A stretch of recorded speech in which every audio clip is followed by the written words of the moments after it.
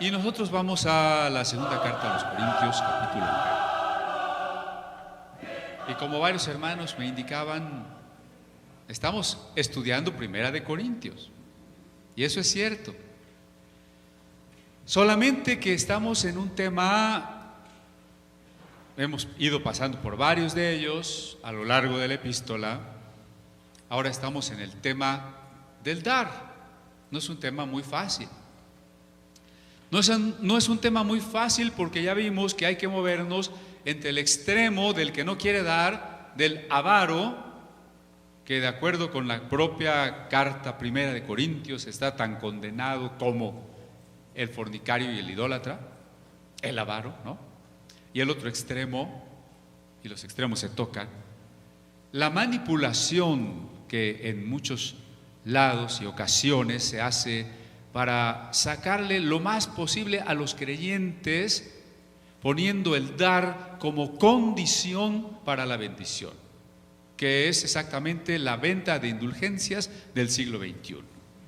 Entonces tenemos que movernos entre esos dos extremos, pero la realidad es que como todos los asuntos, todos los temas en el cristianismo, ese equilibrio solo se encuentra en la actitud correcta cuando se vive por el Espíritu. ¿Cuál es el equilibrio entre el señorío de algunos siervos y la rebeldía de algunas ovejas? Pues la llenura del Espíritu, ¿no? ¿Cuál es el equilibrio entre la libertad del cristiano y la ley y los lineamientos que tenemos que seguir? La llenura del Espíritu. ¿Cuál será entonces el camino adecuado entre la codicia, la mezquindad y la ambición? La llenura del Espíritu Santo. Siempre el cristianismo no funciona sin el Espíritu. Jesús decía: vino nuevo en odres nuevos. Pero ¿qué le parece si tuviéramos los odres vacíos? Muchas veces el cristianismo, cuando se convierte en reglas, en organización, en estructura, en leyes, es un odre, un recipiente sin contenido, sin vino. Ahí en 2 Corintios 9 nos dice en el versículo 6, recuerden esto: el que siembra escasamente, escasamente cosechará, y el que siembra en abundancia cosechará. Y este versículo seguro ha sido usado muy frecuentemente para recoger la ofrenda, pero en la intención de decirnos que si damos 10 pesos, pues Dios nos va a bendecir conforme dimos 10 pesos. Y al que dé 100 pesos, Dios le va a bendecir mucho más porque dio más. ¿Y cómo lo va a bendecir? Multiplicándole ese dinero. Yo recuerdo un himno presbiteriano que se cantaba por allá en Chiapas hace 30 años, ¿no? Que decía: si tú le das un peso, el Señor te da 2. Eso ya se quedó atrás. Hoy los predicadores de prosperidad dicen: si tú le das un peso, el Señor te da 100. O si tú le das un peso, el Señor te da 1000. Triste, porque ya dije que entonces ofrendamos no por amor, como lo hace un padre cuando le regala cosas a su hijo sin esperar algo a cambio. Ya no ofrendamos así. Ahora mucha gente ofrenda porque espera recibir más. Y eso es evidentemente más mezquino que la usura bancaria. No es la actitud que Dios quiere. Es equivocado tomar este versículo y convertirlos en algo superficial y decir: si das más dinero, Dios te da más bendición. No es eso lo que está diciendo. Porque el Señor no nos va a dar conforme a la cantidad. El Señor nos va a dar conforme a la actitud. Porque dice el que dio, al que dio poco no le faltó, y al que dio mucho no le sobró. Viene diciendo Pablo desde el capítulo 8. A Dios no le interesa cuánto damos, decíamos el domingo pasado, sino cómo usamos nuestro dinero, en qué usamos nuestro dinero. No le interesa cuánto damos, sino con cuánto nos quedamos, con qué actitud dimos, cuánto nos costó. Y por eso explicábamos que el diezmo es proporcional. Dios no le está diciendo a usted, tienes que darme el diezmo de 10,000 pesos, porque a lo mejor usted no gana 10,000 pesos, ¿no? El diezmo de lo que Dios le da a usted, nada más. Pues si usted gana poco, el diezmo es poco. Si usted gana mucho, el diezmo es mucho. Bueno, de cualquier manera es el 10, ¿no? Objetivamente es el 10. Pero ¿qué quiere decir el que siembra abundantemente, cosechar abundantemente? Primero, que no hay que recordar este verso solo en cuestiones dinero. También Pablo lo usa cuando dice todo lo que el hombre sembrare, eso también segará. Así que en la dimensión espiritual, moral, familiar, también es un principio. Si usted tiene un marido o una esposa con lo que tiene muchos conflictos, la solución de su matrimonio no está en que el otro va a cambiar. Si usted está esperando que el otro va a cambiar, bueno, ya se puede esperar hasta el día del juicio final. Lo que usted tiene que hacer es sembrar. No tiene que pedirle nada, no tiene que esperar nada, usted tiene que sembrar. Pero toda siembra requiere un tiempo para que llegue la cosecha. Es que yo ayer me porté bien con mi marido y todavía no cambia. Bueno, pues ayer, ¿no? Toda siembra requiere tiempo para traer su fruto. Dice, a su tiempo segaremos si no hubiésemos desmayado. ¿Ve? No hay que desmayar, hay que seguir sembrando y hay que esperar. El mismo Señor ha sido paciente con nosotros cuando la semilla del Evangelio cayó en nuestro corazón y empezó a germinar. ¿Cuánto nos hemos tardado en crecer? ¿Cuánto nos hemos tardado en aprender? En parte porque es normal que requeremos tiempo para crecer. Cuando Jesús se hizo humano, cuando Dios se hizo hombre, tuvo un cumpleaños cada año, ¿o no? O como era un niño divino, dijo, yo quiero un cumpleaños cada mes. No, Él creció igual que nosotros, año con año, no más que nosotros. Necesitamos tiempo. Pero también a veces nos tardamos en crecer porque no somos cuidadosos, no somos diligentes. Cuando íbamos a la escuela le dábamos 6 horas diarias a la escuela más la tarea, que a veces nos desvelaba. ¿Cuánto le damos al Señor, a la meditación de su palabra? Hay que sembrar, hay que esperar el crecimiento. ¿Cuánto se tardó Abraham en llegar a una fe donde el Señor le pudiera pedir que sacrificara a su propio hijo? Eso fue al final de su vida. Si hubiese sido al principio, tal vez no la pasa, ¿verdad? Había que crecer en la fe. Tenemos que crecer en la fe. Entonces, primer asunto, hay que sembrar sin condición, hay que esperar el tiempo para cosechar. Y la cosecha, y aquí lo digo especialmente contra la doctrina de prosperidad, la cosecha no tiene que ser necesariamente monetaria. Desanímese, hermano.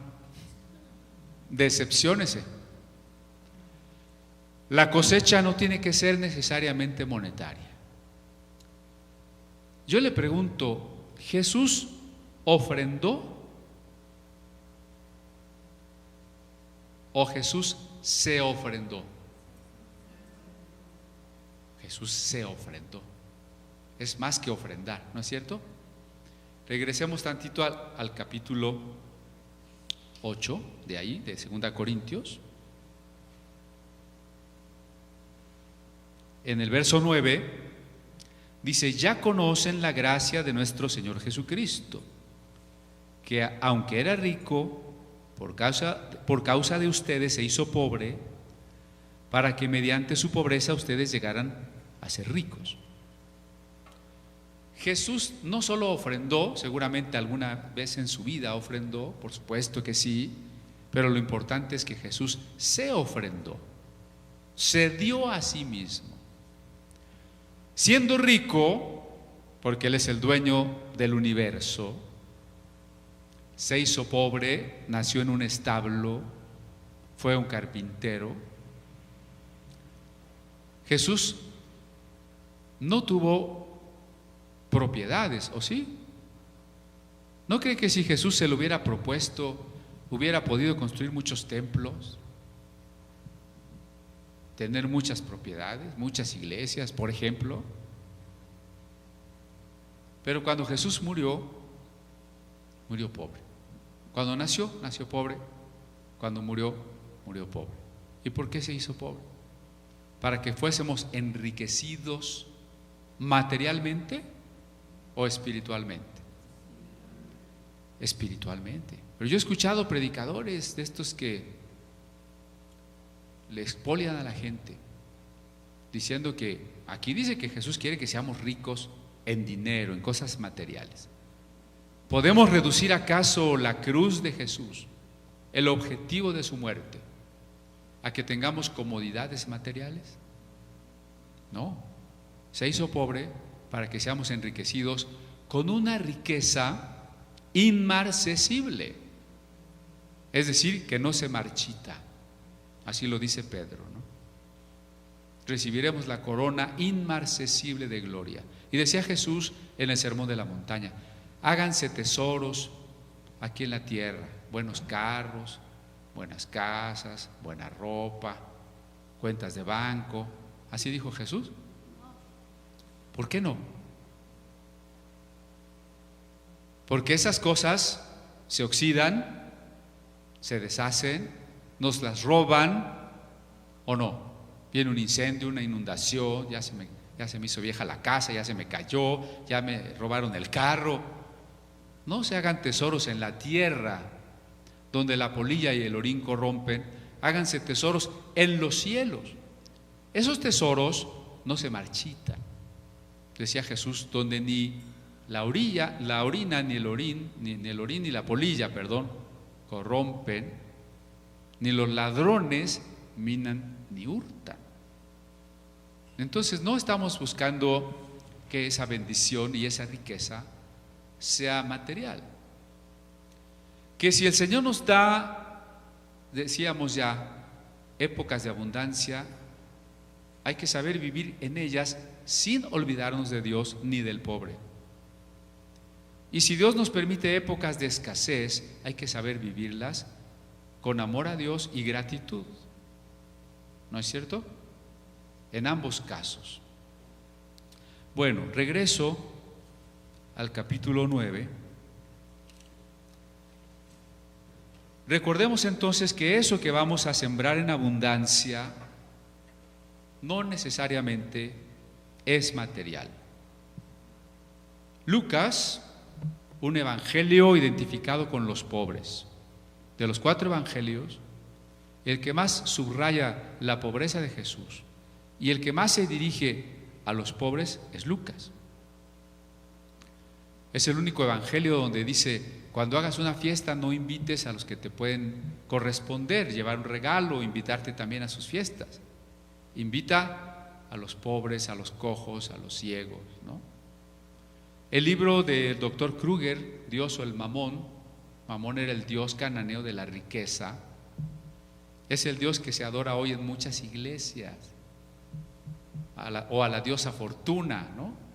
Decimos que no tenemos ídolos si no hay imágenes de yeso y de madera, pero no es uno de los dioses metidos al santuario de Jehová el dios Mamón, el dios de la riqueza, ¿verdad? Lucas nos cuenta una historia que tiene su dimensión escatológica, pero que ante todo tiene su dimensión en el sentido de la relación del pobre y del rico. Había un hombre rico que se vestía cada día con esplendidez, o hacía banquete con esplendidez, se vestía de púrpura y de lino fino.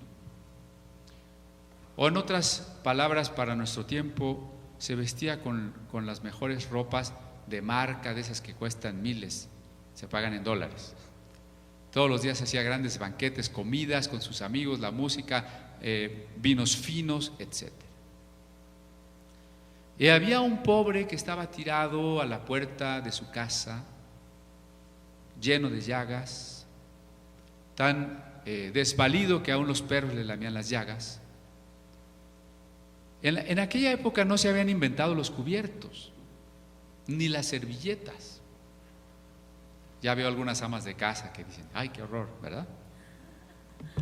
La gente se limpiaba la mano con sobras de pan y las aventaba.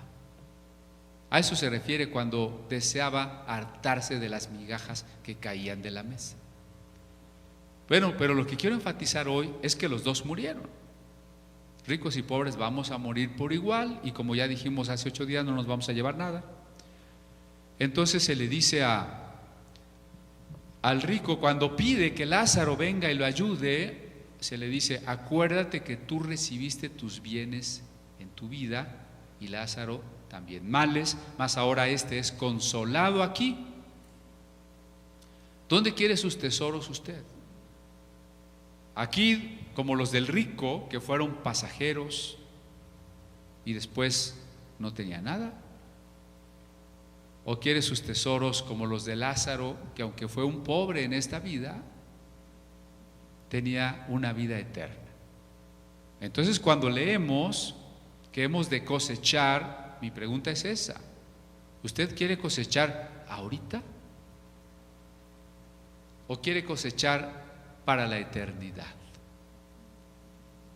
Si usted me dice que quiere cosechar ahorita porque Dios quiere que nosotros vivamos muy cómodamente, que seamos ricos, que tengamos todo, eso tal vez usted lo pueda decir si vive en un país pues más o menos como el que nosotros tenemos, ¿no? Donde hay más de 50 millones de gente muy pobre, pero también hay muchísimo dinero, hay muchísimas colonias con grandes casas, muchos restaurantes, muchas tiendas, y si usted le tocó nacer en una posición social más o menos agradable, pues es fácil que usted diga, Dios me ha bendecido y Dios quiere darme. Y fíjense que llegamos a ser tan faltos de visión, tan miopes, que yo he oído gente que pues se compra un carro, ¿no? Y dice, es que a mí Dios me quiere tanto que me dio este carro. Oiga, y entonces a los hermanos de Afganistán, Dios no los quiere ni tantito. Y a los indígenas cristianos de Chiapas, pues ni los quiere ni se acuerda de ellos tampoco. ¿Será que porque a mí me va bien económicamente es que a mí Dios me quiere mucho? Suena raro lo que le voy a decir, pero no es cierto. Dios sí lo quiere mucho, pero no es por eso que usted tiene lo que tiene. Hay que reconocer algo que es difícil de reconocer, porque el cristiano común, a la par de la mayoría de la sociedad, quiere explicar todo de manera simplista. Todo pasa porque Dios quiere, si me va mal es que me atacó el diablo, y si me va bien es que Dios me bendijo. Hermano, no es tan sencillo. Ahí tenemos el libro de Job, el libro del Eclesiastés, algunos proverbios, el Salmo 73, ¿no? El Salmo 73 dice, a los malos les va re bien, son prósperos, se les saltan los ojos de gordos, ¿no?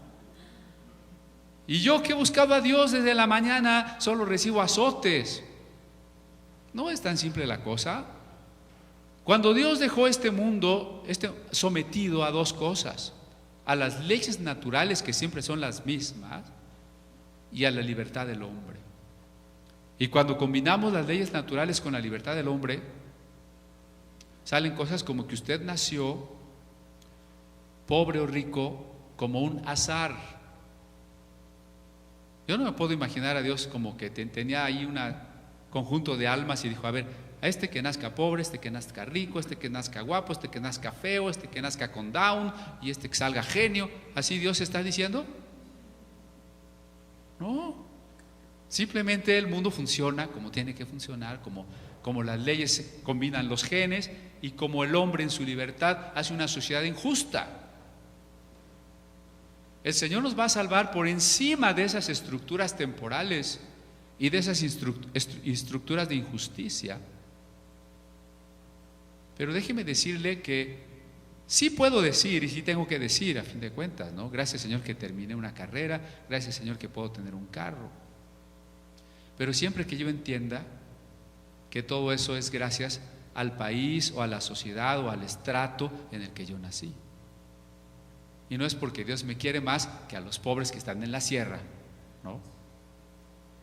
Y que no es cierto que una evidencia de que soy un hijo de Dios o de que tengo fe es que me va bien. No es así. La gente más rica del planeta es la gente más malvada. Sigo leyendo. En Corintios, 2 Corintios 9, dice el verso 7, cada uno debe dar según lo que haya decidido en su corazón, no de mala gana ni por obligación, porque Dios ama al que da con alegría. Entonces decíamos que el dar tiene que ver con la actitud, con el espíritu. Dios quiere que demos alegremente.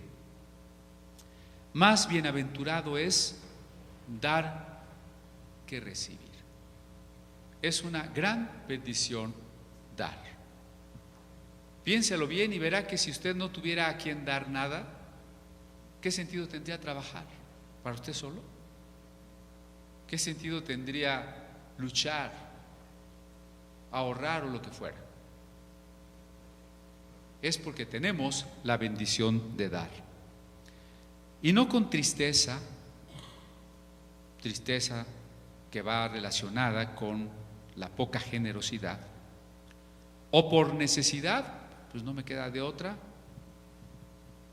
ya me pidieron, ahora, ni modo que diga que no, ya pasó el colector y pues aunque sea que un peso ahí, que suene para que digan, ya dio, ¿verdad?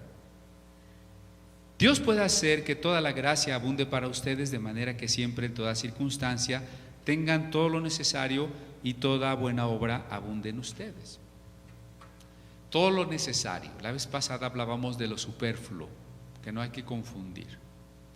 Lo necesario también está enunciado en 1 Timoteo 6. Teniendo comida y techo, lo tenemos todo, ¿no? ¿Para qué quiere Dios que tengamos? Para que abundemos ¿en qué? Ahí lo dice al final del que acabo de leer. Para toda buena obra. ¿Para qué quiere Dios que yo tenga cuando tengo? Para que dé, para que reparta. ¿De acuerdo? Muy bien. Fíjense qué pasa en el verso 13 cuando alguien recibe ayuda de la ofrenda. Dice el verso 13: en efecto, al recibir esta demostración de servicio, ellos alabarán a Dios por la obediencia con que ustedes acompañan la confesión del Evangelio de Cristo y por su generosa solidaridad con ellos y con todos. Mi ofrenda es edificante, entre otras cosas, porque quien la recibe da gracias a Dios por la bendición que ha recibido. Bien. Ahora nos vamos a regresar a la primera carta a los Corintios, donde estábamos. Ahí el tema de Pablo es que los ministros deben de vivir del Evangelio, aunque él en Corinto no quiere hacerlo. En otras iglesias y en otros momentos Pablo fue apoyado por las iglesias, pero en Corinto él no sintió del Espíritu que eso es lo que tenía que hacer. Sin embargo, no por eso la doctrina cambia, sino que dice en el verso 10, porque lo demás ya lo leímos, ¿no? El verso 10 dice: por supuesto que lo que dice Dios de no pondrás bozal al buey que trilla, lo dice por nosotros, porque cuando el labrador ara y el segador trilla, deben hacerlo con la esperanza de participar de la cosecha. No tendría sentido que usted tuviera su parcela y sembrara y cuidara la plantita, suponiendo que jamás va a probar de ese trigo o de esas manzanas o de esa cosa que usted ha cosechado, ha cuidado, ¿sí? Eso quiere decir que quienes trabajan en la obra saben o deben de saber que a través de las personas a quienes Dios les permite ministrar, ellos van a poder cubrir algunas de sus necesidades. Hay que tener cuidado otra vez con la actitud, porque la actitud de decir, a ver, no tengo trabajo, ¿qué haré? Voy a hacer una iglesia, ¿no? Y ya con los diezmos y las ofrendas, pues ya la hago, ¿no? Y hay quien hace eso, es su modus vivendi, y más que eso es su negocio. Ya les dije que la religión ha sido negocio. Pablo lo dice en 1 Timoteo 6, Marx lo dijo, ¿no? No vamos a hacer una iglesia porque es negocio. Vamos a hacer una iglesia si el Señor nos llama, porque amamos a las ovejas.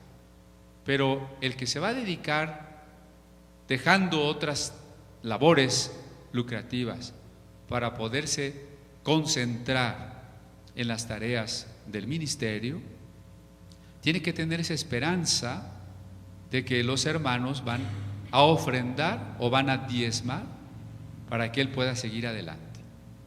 ¿Sí? Eso es lo que está diciendo, ¿no? Pero vayamos más adelante porque hay mucho que comentar. Pablo dice: si hemos sembrado semilla espiritual entre ustedes, ¿será mucho pedir que cosechemos de ustedes lo material? Dios quiera, hermano, y eso creo que no depende de mí o de los pastores, pero Dios quiera, porque depende de su palabra, que si hablamos de cómo educar a los hijos, eso le permita a usted encaminar adecuadamente el destino de sus hijos. Que si hablamos de las falsas doctrinas, eso le permita a usted estar vacunado contra las falsas doctrinas. Que si hablamos de cómo puede ser feliz en su matrimonio, usted pueda llegar, cuando menos, a superar los peores problemas, ¿no? Y así podríamos poner muchos ejemplos. Lo espiritual, porque lo espiritual determina nuestra vida. Porque, como dije, lo espiritual es una siembra para lo eterno.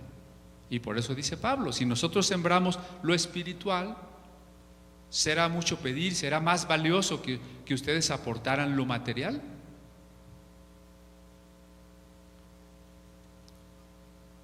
Hermanos que nos están visitando a lo mejor van a decir: pues siempre hablan de la ofrenda. No, porque les consta que en los años que tiene la iglesia, creo que es la primera vez que estamos tratando el tema, ¿o no? ¿O estoy equivocado? Es la primera vez que estamos tratando el tema, ¿eh?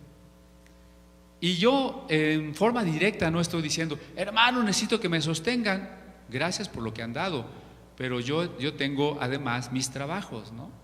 Como lo decía hace 8 días, yo tengo mi trabajo en la universidad, tengo mis trabajos académicos, además de la universidad, etc. Pero hay que comprender estos pasajes adecuadamente, de cualquier forma, ¿no? Sigue diciendo Pablo: si otros tienen derecho a este sustento de parte de ustedes, ¿no lo tendremos más nosotros?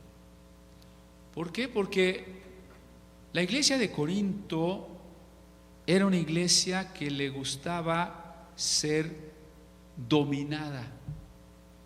Fíjense qué cosa tan extraña. ¿Quién fundó la iglesia de Corinto? Pablo. ¿Quién no les pedía ni diezmo? Pablo. Pero vinieron otros apóstoles a los que Pablo llama irónicamente insignes apóstoles, que eran falsos, que traían división al cuerpo y que le quitaban el dinero a la gente. Y Pablo dice, si alguien tuviera derecho, somos nosotros, que somos sus padres espirituales, y no lo hacemos. ¿Por qué ustedes se dejan expoliar? Digo que la iglesia muchas veces le gusta que la dominen. Hay un filósofo italiano que se llama Wilfredo Pareto, que dice que la masa es femenina, sin ofender a las hermanas, ¿no? Eso quiere decir que a la masa le gusta moverse por emociones, no por la razón. Acuérdense de Fox. ¿A poco Fox dijo, este es un plan de filosofía política, económica? ¿O se paró con sus bototas y dijo, en 15 minutos yo resuelvo el problema de Chiapas? ¿No? Entonces la gente se deja llevar por emociones. Las campañas electorales no son de verdaderas propuestas políticas, económicas, culturales, sino de ver quién es el más simpático en la tele, quién tiene más fotos, porque la gente va a votar porque le cae bien, porque le dieron más bombardeo de comerciales. Pero desgraciadamente ese es el mismo mecanismo que está en la iglesia. La iglesia que tiene música más emotiva, melcochosa, superficial, es la más llena.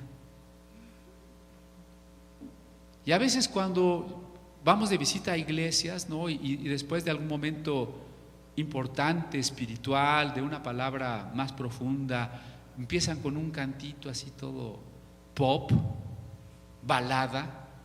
Hoy donde estuvimos cantaron un canto que le podría cantar un hombre a una muchacha, pero no tendríamos que cantarle así a Jesús,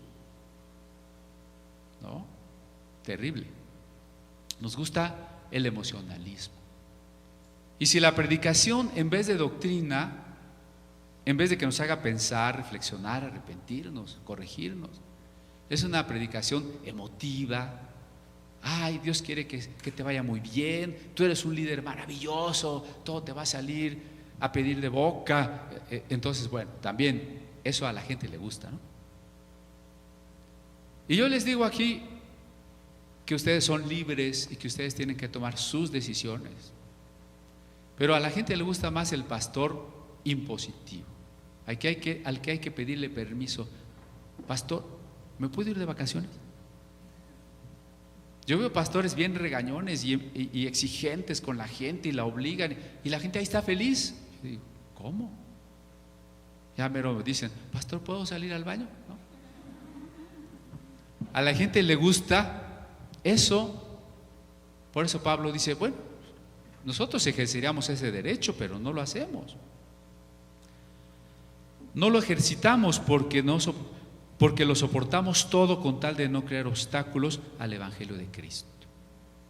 Verso 13. ¿No saben que los que sirven en el templo reciben su alimento del templo y que los que atienden el altar participan de lo que se ofrece en el altar? Me regreso un momento.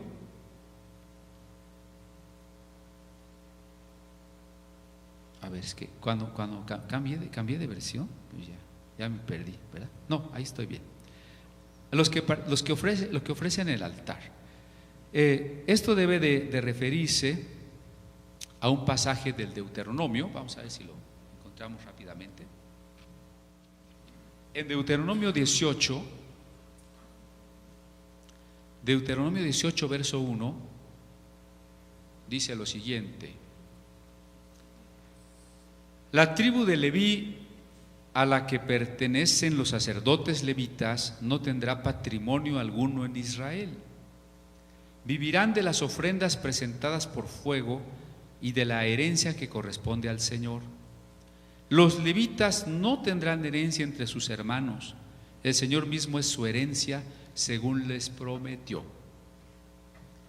Porque esta enseñanza de que la iglesia debe sostener a sus ministros se ha usado equivocadamente por ministros codiciosos que dicen, pues a mí me tienen que dar dinero, pues denme dinero. Y casi todas las predicaciones, se traten de lo que se traten, terminan desviándose a convencer a la gente que dé dinero. Pero ¿cuál es la herencia de los levitas? ¿Quiénes eran los levitas? Acuérdense que Jacob tuvo 12 hijos, que son las 12 tribus de Israel. Cuando ellos conquistaron la tierra de Canaán, a cada tribu se le dio un territorio según el tamaño de la tribu. Pero a la tribu de Leví no se le dio nada. Humanamente uno podría decir, oye, pues, todos tienen donde tener una casa, donde tener un huerto, una milpita, y a mí no me dieron nada. Bueno, a la tribu de Leví no le va a tocar nada. ¿Por qué? Porque la tribu de Leví se va a dedicar a cuidar el tabernáculo o el templo posteriormente. ¿Qué hay que hacer en el templo? Bueno, muchas cosas. Estaban, por ejemplo, los porteros, es decir, los que están al frente del templo para recibir a la gente, los animales que traen las personas, preparar los animales, llevarlos al altar. Ahí están los sacerdotes, matar el animal, destazarlo, hay que limpiar, hay que rociar la sangre. Bueno, ¿usted se imagina un lugar donde están quemando borregos? No ha de oler tan bonito, para empezar, ¿no? Donde la sangre se tiene que salpicar por todo el piso y embarrársele por acá y por allá. O sea, se necesita mucho trabajo. Pero además los levitas estudiaban la escritura y enseñaban al pueblo la ley. Y estaban los levitas músicos. ¿Qué no eran los músicos de nuestra época en la iglesia? ¿Sabe cómo es el músico de nuestra época en la iglesia? El pastor no sabe música, no sabe cantar, y no le soltaría el púlpito a cualquiera, pero como no sabe música, y llega un jovencito nuevo que medio le rasca la guitarra y dice, tú eres el ministro de alabanza. ¿Por qué si no le damos el púlpito a cualquiera, le damos la alabanza a cualquiera? Entonces el joven sin doctrina, sin cultura, pues va a ser el ministro de alabanza. ¿Y qué le gustaba en el mundo? Pues el rap. Hay que cristianizar el rap, ¿no? Le pone letra cristiana y pone a la iglesia a cantar rap. Y así funciona hoy la música de las iglesias. Y si el muchacho tiene cierto talento, no lo mandan al conservatorio a estudiar la gran música que los hermanos que ya murieron nos han heredado. No lo mandan allí, sino que empieza a encontrar sus modelos en Luis Miguel, en José José, en Yuri, ¿verdad? Y si medio tiene éxito, pues entonces ya empieza a vender discos y ya empieza a entrar al sistema comercial y ya se empieza a envanecer, y al rato, si lo queremos aquí, nos va a cobrar en dólares y nos va a pedir hotel 5 estrellas. Y no les estoy hablando al azar, les estoy hablando, les podría decir nombres, ¿eh? Esa es la música de hoy en las iglesias. Los levitas no. Los levitas músicos se dedicaban toda su vida a estudiar la música en serio. Tenemos allí en la colección de música del museo reconstrucción de los salmos a partir de los manuscritos hebreos, y es una música profunda, una música de calidad. Ellos tenían que saber tocar su instrumento, como dice un salmo: tañed, hacedlo bien, alabad, cantad a Jehová con inteligencia. Y ellos estaban encargados de estar todos los días en el templo, aunque se dividían por grupos, pero al grupo que le tocaba estaba día y noche en el templo. En las grandes fiestas se juntaban todos los levitas, cantores y músicos, y en tiempos de Salomón había un coro de 3,000 gentes. Claro, pues si en la plaza frente al templo se juntaban 100,000, pues apenas un coro de 3,000 para guiar la alabanza, ¿no? Y de esa familia de Leví de esa tribu de Leví había una familia especial, la familia de Aarón. Y de la familia de Aarón salían los sacerdotes. Pero aunque ellos vivían de los diezmos y de lo que las personas traían o deberían traer las otras tribus, porque ya dijimos que si ellos no tenían heredad, o sea, si yo soy levita y no tengo ganados y tampoco tengo tierras, pues ¿qué voy a comer? ¿Qué voy a comer? No, pero no era por flojos, eso es importante. Comían lo que las otras tribus traían al templo, que era el diezmo, exactamente el diezmo. Las ofrendas se comían por los propios oferentes, pero cierta parte de la ofrenda, como la espaldilla, era para el sacerdote. Ahora uno podría decir, bueno, ahí hay una oportunidad de enriquecerse. Sí puede haberla, pero miren cómo debería ser la cosa. Al final del verso 2 dice, el Señor mismo es su herencia. Ah, caray. Entonces, qué bueno si los hermanos y las ovejas me van a ayudar a que yo tenga para comer. Pero la riqueza no me interesa por una razón muy sencilla. Mi herencia es Dios.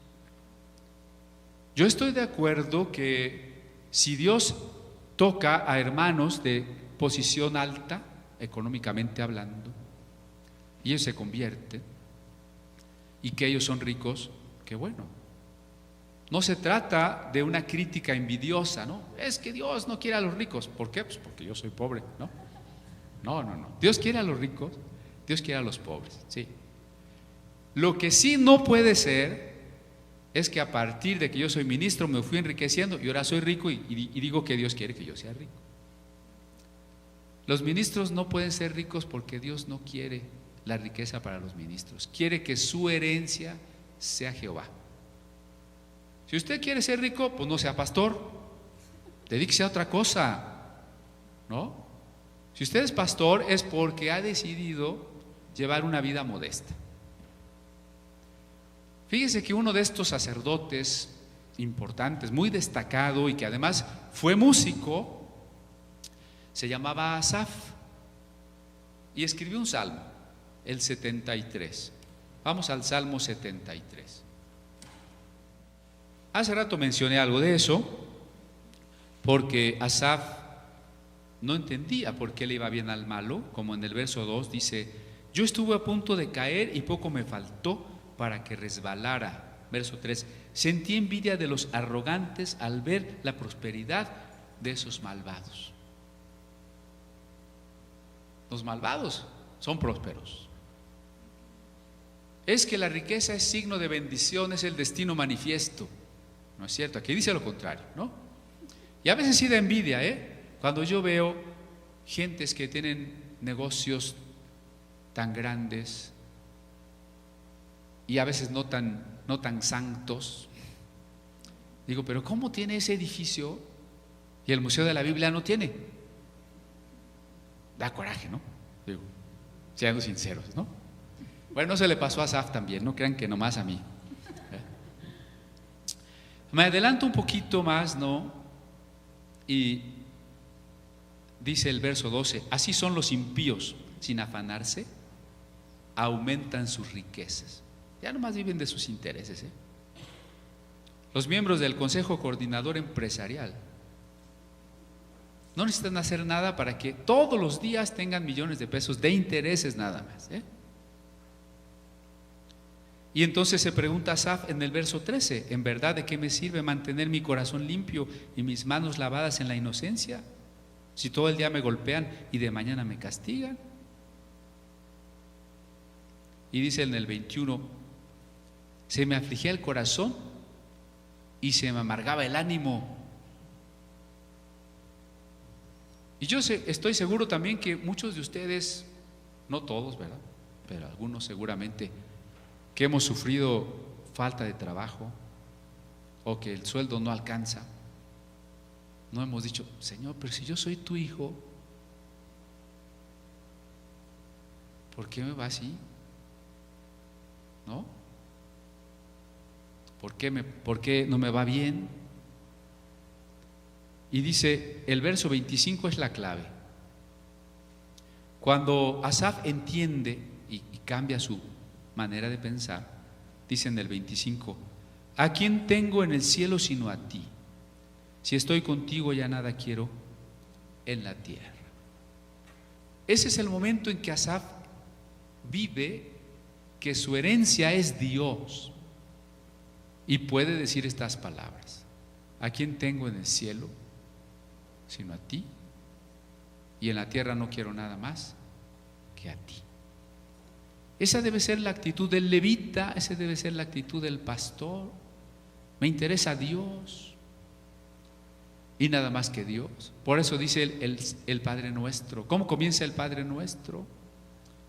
Santificado sea tu nombre. Esa es la primera petición y esa es la prioridad de nuestra vida. ¿Qué me debe de interesar en mi vida? Que el nombre de Dios sea santificado. Fíjese que la oración,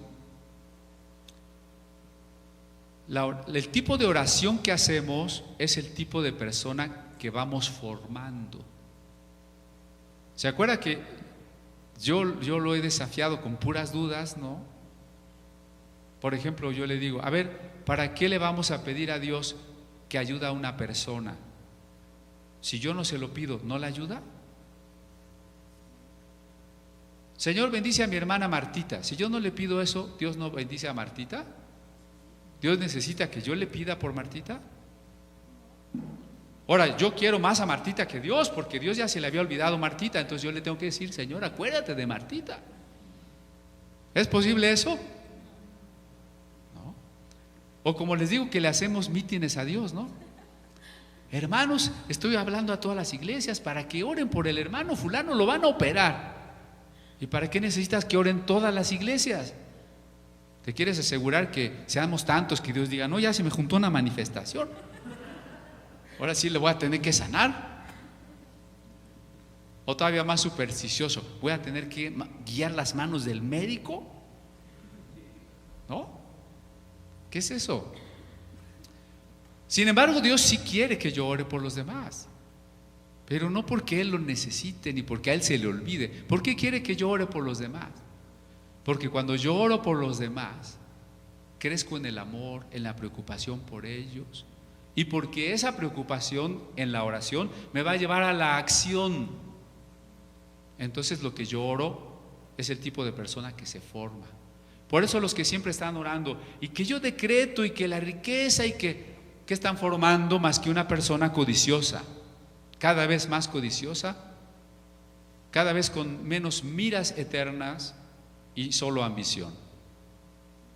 Pero quien en su oración tiene la prioridad, santificado sea tu nombre, pues está formando un siervo cuya herencia es Jehová, ¿no? La herencia nuestra, la herencia de los ministros sobre todo, tiene que ser Dios mismo. Volvamos a 1 Corintios 9. Y en el verso 14 dice, así también el Señor ha ordenado que quienes predican el Evangelio vivan de este ministerio. Pablo dice que es una orden que dio Cristo. ¿Dónde dio Cristo esa orden? Vamos al Evangelio de Mateo, capítulo 10, y el Señor manda a los ministros y les dice lo siguiente.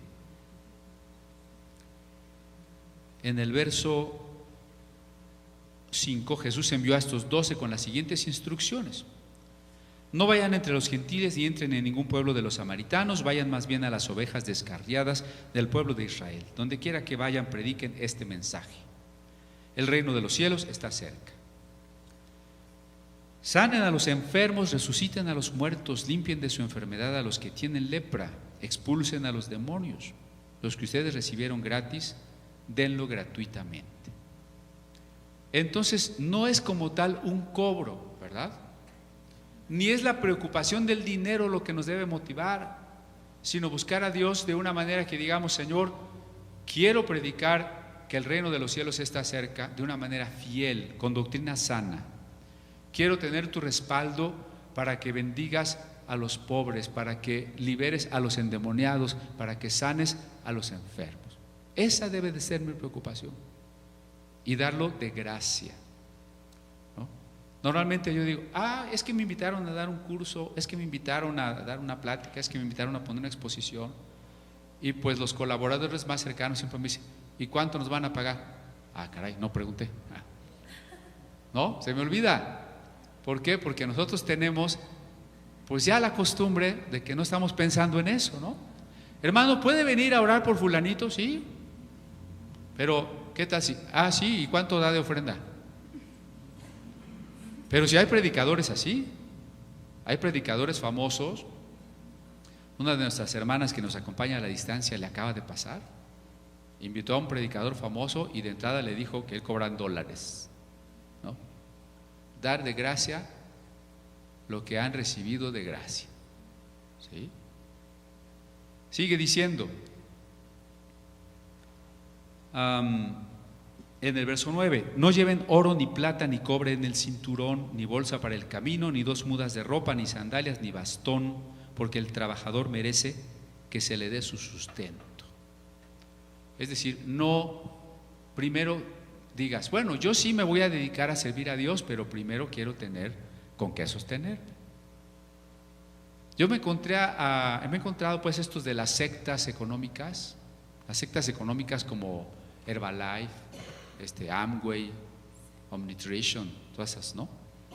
Que te dicen, primero tienes que hacer este negocio y ser rico para realizar tu sueño. Y cuando ya seas rico, pues tú ya te dedicas a lo que quieras. Entonces es un engaño del diablo, ¿no? El que quiere ser rico, pues se va a dedicar a ser rico, y aunque no lo logre, siempre va a ser esclavo de Mamón, ¿no? Aquí Jesús dice lo contrario: ni lleves cosas, vas a ir por fe, porque el obrero es digno de su salario. No se cobra, pero el obrero es digno de su salario, ¿verdad? Vamos a Lucas 10, porque ahí se repite esta orden, y dice en el verso 5, bueno, pues si quieren desde el 4, dice lo mismo que Mateo: no lleven monedero, ni bolsa, ni sandalias, ni se detengan a saludar a nadie por el camino. Cuando entren en una casa, digan primero: paz a esta casa. Si hay allí alguien digno de paz, gozará de ella, y si no, la bendición no se cumplirá. Quédense en esa casa y coman y beban de lo que ellos tengan, porque el trabajador tiene derecho a su sueldo. No anden de casa en casa, etcétera, ¿no? O sea, hay que comer lo que nos dan, no pedir lo que no tienen, ni tampoco apenarnos porque, pero pues hermano, es que si usted me da de comer voy a pensar que soy un limosnero. No, el obrero es digno de su salario. Vamos otra vez a Corintios, 1 Corintios 9. Ahí Pablo propiamente cierra el tema en el verso 14. Así también el Señor ha ordenado que quienes predican el Evangelio vivan de este ministerio. ¿Cuál es, según lo vimos la primera reunión que tocamos el tema, la ofrenda regular que se utiliza para este propósito de apoyar a los hermanos que están en el ministerio de la palabra, y que en la Biblia se le llama honrar? En Proverbios 3:10 dice: honra al Señor de todos tus bienes. ¿Qué quiere decir eso? Diezma de todo lo que Dios te da. O que cuando Pablo le dice a Timoteo, ¿no?, el anciano que trabaja en predicar la palabra sea digno de doble honra, es decir, del reconocimiento más el sustento. Ahora, ¿qué va a pasar si los diezmos no alcanzan? Bueno, pues habrá que conformarse, ¿no? Habrá que limitar la vida a lo que hay. Pero ¿qué pasa si los diezmos son muchos? Ahí está una de las cuestiones difíciles, ¿no? En una iglesia grande, los diezmos pueden llegar a ser una cantidad significativa. Y entonces, no digo nombres, pero conozco muchos hermanos de iglesias grandes que se la pasan viajando por todos lados, se la pasan en los mejores restaurantes y todo eso. Yo creo que cuando los diezmos llegan a un tope de un salario promedio de cualquiera de los congregantes, ¿sí?, es tiempo de llamar otro hermano al ministerio, porque evidentemente la iglesia ya creció.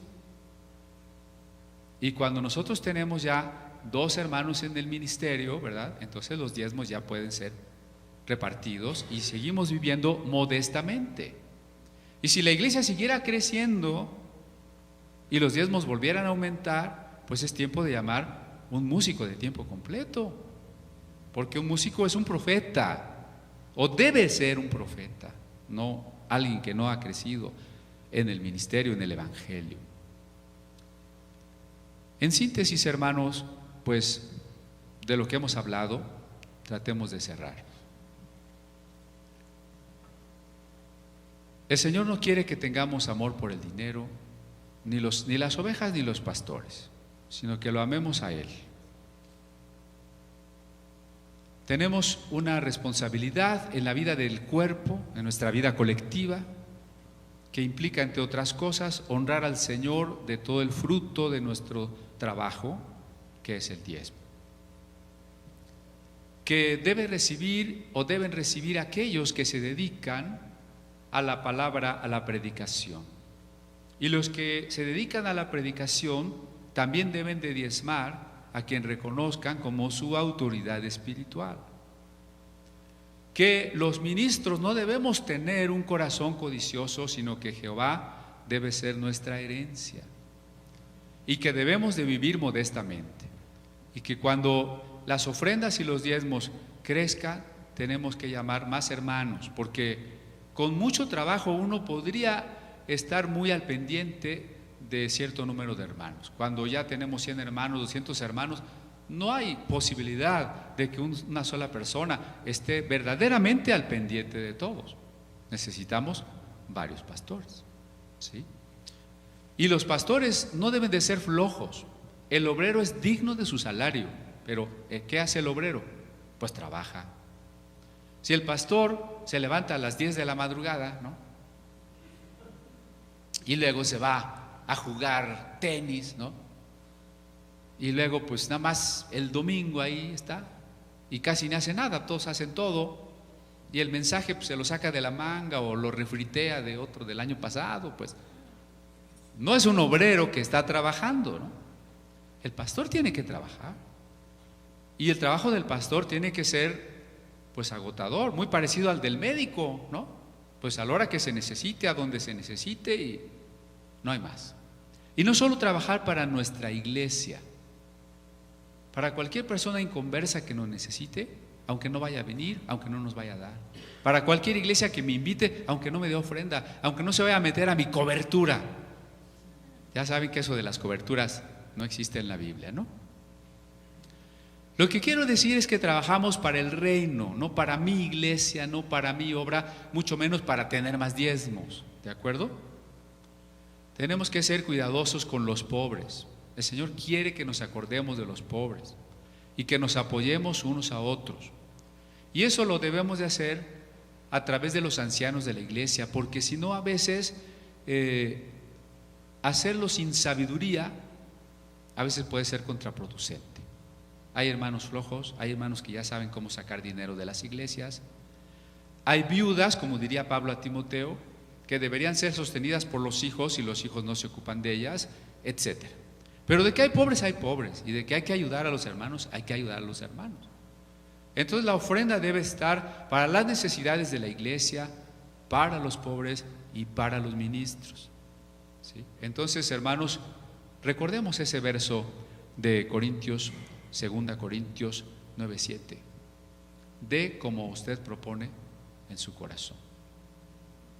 Hágalo de el Espíritu, ¿verdad?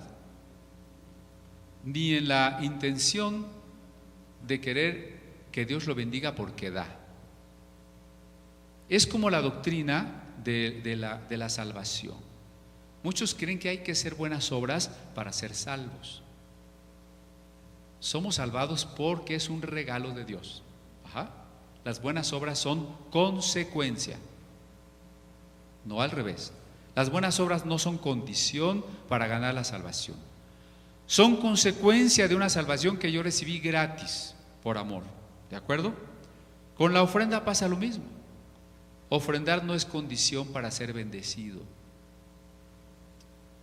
Ofrendar es un resultado, debería ser un resultado del amor que yo tengo a Dios.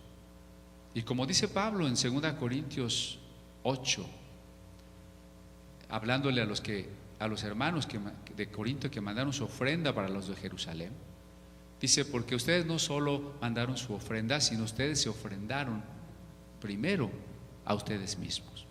Por eso les decía, creo que hace 8 días, si usted no ofrenda su vida a Dios, no ofrende cuando se recoja la ofrenda. ¿Sí? Si usted no cree que Jesús murió y resucitó, no tome la cena del Señor. Si usted no le ha ofrendado su vida a Dios, no ofrende. Esos son privilegios de la iglesia. ¿De acuerdo? Bueno, vamos a ofrendar. ¿Qué les parece? ¿No? Porque ya se nos acabó el tiempo.